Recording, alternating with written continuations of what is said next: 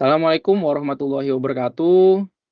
Selamat pagi, siang, sore, maupun malam, bagi Ibu Ratih Anggoro-Wilis selaku dosen pengampu mata kuliah Digital Inovatif Entrepreneurship, serta rekan-rekan mahasiswa sekalian yang berbahagia. Saya Afif Miftah Hoiriza, mahasiswa prodi Manajemen S1. Hari ini saya akan mencoba mengulas analisis bisnis digital dengan studi kasus Sayurbox. Nah, analisis ini saya buat untuk memenuhi ujian akhir semester mata kuliah Digital Inovatif Entrepreneurship. Oke, kita mulai. Mungkin sebagai gambaran, pada kesempatan kali ini yang akan kita bahas yang ada 4 poin utama. Yang pertama itu mungkin definisi bisnis digital, yang kedua adalah klasifikasi bisnis digital, yang ketiga keunggulan bisnis digital pada studi kasus yang saya ambil yaitu Sayurbox, dan yang terakhir adalah transformasi digital bisnis pada perusahaan yang saya analisis juga ya, yaitu di Sayurbox. Nah, mungkin kita mulai dengan definisi ya. Jadi, definisi menurut para ahli ya. Ada 4 definisi dari para ahli. Kalau yang pertama itu menurut James O'Brien dan George Marcus di tahun 2010, bisnis digital adalah penggunaan teknologi internet untuk bekerja dan memberdayakan proses bisnis, e-commerce, dan kolaborasi dengan pelanggan, pemasok, serta mitra bisnis lainnya. Nah, kalau menurut Bharadwaj, El-Sawi, Pavlo, dan Van Kantraman, strategi bisnis digital didefinisikan sebagai strategi organisasi yang dirumuskan dan dilaksanakan dengan memanfaatkan sumber daya digital untuk menciptakan nilai diferensial atau perbedaan. Nah, kalau misalkan menurut Harisno dan Pujadi di tahun 2009, bisnis digital merupakan pelaksanaan proses bisnis secara dalam jaringan atau daring yang mencakup transaksi jual beli, penyediaan layanan pelanggan, serta kolaborasi dengan mitra bisnis melalui platform internet. Dan yang terakhir menurut Gartner, bisnis digital adalah penciptaan desain bisnis baru dengan mengaburkan dunia fisik dan digital melalui konektivitas antara manusia, bisnis, dan benda-benda atau yang sering kita sebut dengan Internet of Things. Nah, dari keempat definisi menurut ahli ini dapat disimpulkan bahwa bisnis digital adalah strategi organisasi yang terintegrasi untuk mengoptimalkan sumber daya digital dan media elektronik untuk menjalankan seluruh proses kegiatan bisnis, kolaborasi mitra, serta promosi produk guna menciptakan nilai tambah yang mengaburkan batasan antara dunia fisik dan digital. Jadi udah nggak ada tuh batasan antara dunia fisik yang kita jalani dengan dunia digital atau dunia maya. Nah, dari definisi tersebut dapat kita ambil nih ciri-ciri utama bisnis digital tuh ada 4. Yang pertama itu bisnis digital pasti berbasis teknologi karena dia menggunakan internet ya sebagai infrastruktur utama aktivitas bisnis. Nah, ciri yang kedua itu bisnis digital mengurangi ketergantungan pada kehadiran fisik dan memperluas jangkauan pasar karena kita nggak harus lagi tuh untuk membeli sesuatu datang ke toko fisiknya, bisa langsung dari rumah. Selain itu kita juga bisa membeli barang itu lintas negara. Nah, yang ketiga, ciri bisnis digital itu mencakup fungsi pemasaran dan relasi pelanggan melalui kanal atau platform digital, tidak hanya transaksi. Jadi, kalau misalkan bisnis digital itu ada yang namanya customer relation gitu ya.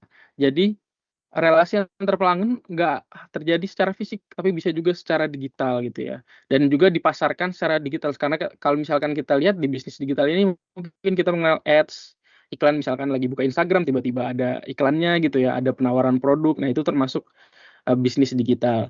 Nah, yang keempat, ciri bisnis digital itu menghadirkan kebutuhan tata kelola kepercayaan, keamanan, dan perlindungan hukum. Nah, ketika misalnya sekarang nih kita beli di salah satu e-commerce gitu ya, ketika barang yang sampai tidak sesuai, kita bisa melakukan retur. Nah, itu tuh jadi menjaga kepercayaan pelanggan melalui marketplace gitu ya. Nah, selanjutnya setelah kita sudah mengetahui nih, apa sih definisi dari bisnis digital, kita akan lanjut ke klasifikasi bisnis digital atau jenis-jenis dari bisnis digital. Secara teori, dalam ekosistem digital inovatif entrepreneurship, kita dapat mengklasifikasikan bisnis digital menjadi 3 kategori utama berdasarkan model operasional dan juga cara penciptaan value atau nilainya. Yang pertama itu versi digital dari bisnis non-digital, jadi dia cuma digitalisasi. Nah, kedua fasilitator digital dari bisnis non-digital. Jadi kayak kalau, ini dia cuma jadi fasilitator aja, bukan sebagai pelaku bisnisnya. Yang ketiga bisnis digital hybrid. Nah, untuk mengetahui lebih dalam, ayo coba kita, kulik satu persatu ya. Nah, kalau misalkan yang pertama nih, versi digital dari bisnis digital. Jadi bisnis ini tuh berfokus pada transformasi fundamental dari bentuk fisik menjadi format data digital yang dapat dikonsumsi melalui perangkat elektronik. Nah, mekanismenya ini bisnis ini menawarkan versi digital dari barang atau jasa biasanya yang dijual dalam bentuk fisik di pasar konvensional. Nah, keunggulannya itu, eee versi bisnis ini adalah mengubah produk menjadi format digital. Perusahaan dapat meminimalkan biaya produksi fisik seperti pencetakan dan bahan baku, serta juga biaya distribusi logistik. Nah, contoh yang misalkan, untuk memudahkan ya kita bisa membayangkan implementasi dari, eee, klasifikasi atau jenis bisnis digital versi digital dari bisnis non digital ini adalah implementasinya adalah penjualan produk literasi digital seperti e-book, e-journal, dan e-komik.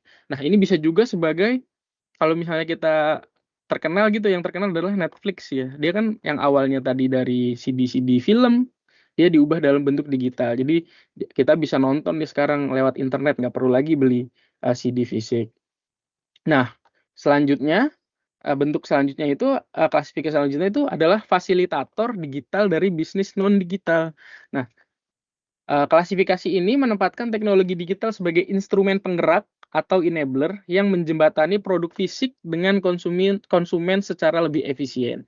Nah, gimana sih mekanismenya? Mekanismenya itu bisnis ini memfasilitasi perdagangan barang dan jasa fisik melalui penggunaan teknologi digital untuk mengoptimalkan transaksi dan interaksi.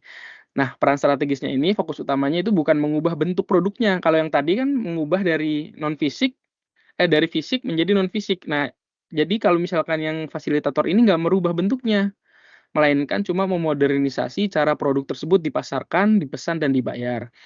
Nah, mungkin kalau misalkan, contoh gampangnya atau implementasinya itu adalah online shop atau yang sekarang misalkan Tokopedia, Shopee, Bukalapak, itu kan memungkinkan barang fisik yang dijual oleh, para produsen gitu ya, mencapai konsumen tanpa batasan geografis atau misalkan bisa antar daerah, bahkan antar negara.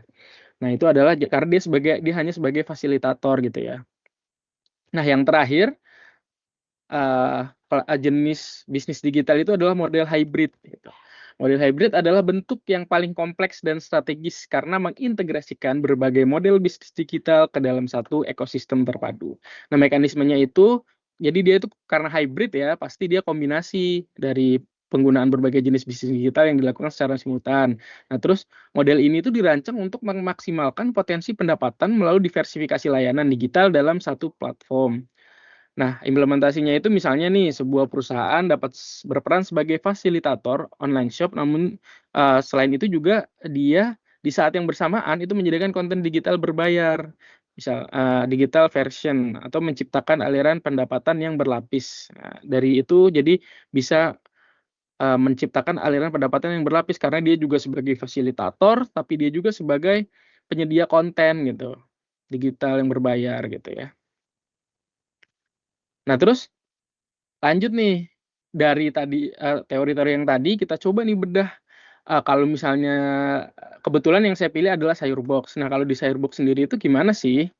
Nah, mungkin sebelum kita membedah kita mau coba kenalan dulu nih, apa sih sayur box itu? Nah, sayur box itu, kalau nama terkenalnya ya, kalau nama resminya itu PT Kreasi Nostra Mandiri. Dia ini bergerak di bidang agritech dan e-commerce, gitu ya. Dia itu platform agritech terkemuka di Indonesia yang mengusung konsep farm to table gitu. Firebox hadir untuk memecahkan masalah klasik di dunia agrikultur tradisional, yaitu rantai pasok yang terlalu panjang antara petani sampai dengan konsumer akhir. Nah, jadi dia tuh menjembatani dia pengen ya udah biar, rantai pasoknya nggak terlalu jauh gitu dari petani ke tengkulak, tengkulak ke tengkulak 2, tengkulak 3 hingga sampai ke distributor, distributor baru ke konsumen. Nah, dia tuh pengen menjembatani itu. Jadi kalau bisa dari petani langsung ke konsumen akhir atau masyarakat yang memakan langsung gitu ya. Nah, Kenapa sih saya pilih Sayurbox? Karena Sayurbox itu jadi fasilitator digital dari bisnis non digital gitu. Dia juga sangat berperan gitu ya untuk memberdayakan masyarakat, dalam hal ini petani. Mereka menggunakan media elektronik, berupa aplikasi dan web sebagai aktivitas promosi utama untuk memfasilitasi barang-barang fisik ya dalam hal ini ya sayur gitu ya, buah-buahan dan hasil tani agar bisa menjangkau pasar secara lebih efisien. Karena dia langsung memotong rantai pasok yang tadinya harus ke tengkulak bisa langsung ke konsumen. Nah, ini mungkin sekarang kita mulai analisis nih. Nah, gimana sih Sayurbox itu membuat pasar tanpa batas gitu ya. Sayurbox itu berhasil merobohkan batasan fisik yang selama ini menghambat perdagangan agrikultur tradisional di Indonesia. Nah, kenapa begitu? Karena ini setidaknya ada 3 poin ya. Yang pertama, Sayurbox itu membuat, sayur itu bisa diakses setiap saat, bisa dibeli setiap saat gitu ya. Berbeda dengan pasar konvensional itu yang punya jam gitu kan, pasti biasanya dari pagi cuma sampai paling maksimal itu malam. Sedangkan kalau misalkan Sayurbox itu bisa diakses setiap saat dan bisa dipesan setiap saat untuk kemudian diantar, di waktu yang sudah ditentukan gitu. Yang kedua itu, Sayurbox itu dengan menjalankan bisnis secara online, pangsa pasar Sayurbox menjadi lebih luas karena tidak terikat pada lokasi fisik tertentu. Nah, misalnya kalau misalkan sebelumnya tanpa ada Sayurbox itu petani cuma bisa menjual ke tengkulak sekitar, sedangkan dengan Sayurbox dia bisa menjangkau bahkan ke kota lain atau mungkin bisa diekspor gitu ya ke luar negeri ke depannya gitu ya. Nah, yang terakhir itu konsumen tanpa hierarki. Nah, dengan Sayurbox ini teknologi digital kan dia, Sayurbox melayani pelanggan dari berbagai latar belakang dimanapun mereka berada selama terdapat jaringan internet. Jadi benar-benar luas banget gitu kan. Dan, nggak ada tuh yang kayak, jadi tengkulak ataupun jadi penimbun barang. Jadi semuanya mereka bisa langsung gitu ke masyarakat atau konsumen langsung. Nah, selanjutnya kita analisis dari potensi penghasilan. Nah, model bisnis digital, Sayurbox ini memberikan keunggulan finansial yang signifikan melalui efisiensi rantai pasok. Kenapa bisa demikian? Setidaknya ada 3 poin ya. Yang pertama itu karena skalabilitas eksponensial. Nah, karena jumlah konsumen yang didapat atau dilayani, melalui, aplikasi itu ya, tidak dibatasi oleh luas, batas-batas geografis, omset penghasilan Sayurbox berpotensi terus berlipat ganda semakin, sejalan gitu ya dengan makin banyaknya, masyarakat yang menggunakan aplikasi Sayurbox. Nah, yang kedua itu efisiensi aset. Sayurbox mampu menghasilkan pendapatan besar tanpa harus memiliki toko atau gudang di setiap titik penjualan, karena sistem digital memungkinkan operasional yang lebih terpusat dan ramping. Nah, yang terakhir, Sayurbox ini juga menjalankan, multi bisnis. Fleksibilitas teknologi internet itu yang melalui Sayurbox itu memungkinkan Sayurbox untuk terus berkembang dan menciptakan berbagai jenis produk atau jasa baru untuk memenuhi kebutuhan pasar yang dinamis. Nah, terus kalau kita analisis dari pemanfaatan teknologi digital, Sayurbox itu mengimplementasikan, seluruh teknologi, sebagai tulang punggung inovasi dan operasionalnya gitu ya. Eee, Paling tidak ada 3 nih, 3 yang bisa kita coba ambil dari pemanfaatan teknologi digital oleh Sayurbox. Yang pertama, dia melakukan aktivitas promosi elektronik. Nah, Sayurbox ini memanfaatkan media elektronik secara masif untuk mempromosikan brand dan produk pertanian mereka langsung ke konsumen akhir. Jadi dia benar-benar mempromosikan secara digital melalui berbagai kanal, bisa di Instagram, TikTok, ataupun, juga Reels di YouTube gitu ya. Dia bikin konten-konten untuk memasarkan. Selain itu juga dia pakai Google Ads gitu ya. Dia itu pakai Google Ads yang bisa menjangkau, sekitar gitu. Yang kedua, dalam pemanfaatan teknologi digital itu Sayurbox itu menggunakan smart system dan IoT atau Internet of Things. Nah, potensi penggunaan Internet of Things dalam memproses data produk dan lini bisnis secara cerdas membantu Sayurbox dalam menjaga kualitas dan kesegaran barang. Nah, yang terakhir, pemanfaatan teknologi digital itu komersialisasi teknologi. Melalui platformnya, Sayurbox melakukan komersialisasi teknologi tepat guna yang menyelaraskan kebutuhan industri dengan potensi produsen lokal. Jadi karena memang ada potensi gitu ya dari petani yang ingin menjual langsung ke masyarakat, hadirlah Sayurbox gitu. Jadi Sayurbox itu menjembatani kebutuhan industri atau kebutuhan yang ada di, pasar gitu ya. Nah, selanjutnya setelah kita menganalisis keunggulan bisnis digital Sayurbox dari ketiga poin tadi, baik dari pasar tanpa batas yang dihasilkan oleh Sayurbox, potensi penghasilan yang tanpa batas karena ada Sayurbox, dan yang terakhir yaitu pemanfaatkan teknologi digital oleh Sayurbox, kita mencoba mengulas gitu ya, bagaimana sih Sayurbox itu melakukan transformasi digital bisnis. Nah, pembahasan pertama mungkin kita akan coba bahas bagaimana sih Sayurbox melakukan transformasi digital. Nah, setidaknya ada 4 poin ya. Sayurbox itu tidak sekedar menggunakan aplikasi, tetapi melakukan transformasi menyeluruh pada lini bisnisnya dengan cara empat ini ya. Yang pertama itu mereka melakukan penyelarasan bisnis dan teknologi informasi. Nah, menggunakan konsep enterprise architecture untuk menyelaraskan strategi bisnis farm to table dengan infrastruktur teknologi informasi yang memadai. Yang kedua, mereka melakukan proses tadi penyelarasan bisnis dan IT itu yang berorientasi dengan pelanggan. Jadi mereka menyesuaikan aplikasi mereka itu agar bisa mudah digunakan dan disukai gitu ya, disukai oleh pelanggan. Yang ketiga, mereka memanfaatkan smart system. Jadi mereka mengintegrasikan sistem nirkabel dan perangkat elektronik untuk memproses data manufaktur, produk, dan jasa di seluruh lini distribusi secara real time. Jadi di seluruh jalur distribusinya tuh mereka punya kayak pengecekan stok gitu ya, yang real time ketika nanti ada yang beli, itu diambil berarti berkurang gitu. Jadi jangan sampai kalau misalnya orang pengen pesen, ternyata barangnya nggak ada. Nah, mereka itu memanfaatkan smart system itu gitu ya. Yang keempat, mereka melakukan integrasi uang digital melalui adopsi teknologi pembayaran digital untuk mempermudah proses jual beli dan meningkatkan keamanan transaksi bagi konsumen maupun petani. Jadi dia udah mengadaptasi atau mengadopsi teknologi pembayaran digital gitu ya. Jadi biar lebih aman bertransaksi. Nah, selanjutnya mungkin kita bisa bahas kalau misalnya tadi kita udah bahas gimana sih caranya gitu ya. Ini kita mau bahas usulan nih. Mereka sudah bagus, tapi kan pasti masih ada juga ruang-ruang perbaikan untuk biar Sayurbox itu makin bagus lagi ke depannya.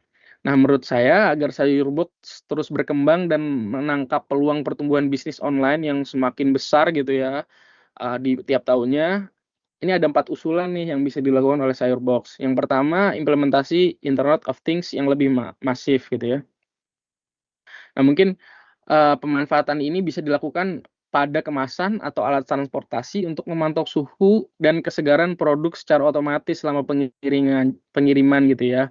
Jadi jangan sampai produknya itu pas lagi diterima pelanggan itu udah nggak segar. Nah, ini mungkin bisa diterapkan. Yang kedua itu optimalisasi smart system melalui AI.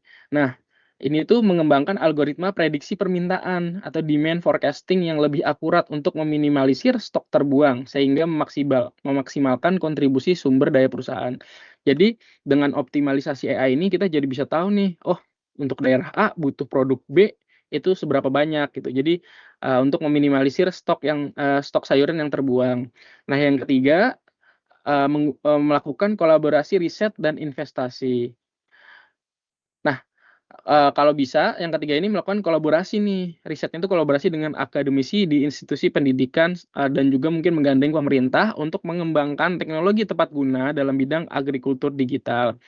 Nah, yang terakhir, Sayurbox bisa mengembangkan ekosistem multibisnis, memperluas lini jasa ke arah pembiayaan digital atau finansial teknologi bagi para petani mitra untuk memperkuat rantai pasok di hulu ke hilir. Mungkin bisa lebih ke bergerak nih ke pembiayaan digital untuk membiayai misalkan bibit untuk petani ataupun mungkin peralatan petani. Jadi dari pembiayaan itu petani bisa lebih produktif untuk mengolah lahannya.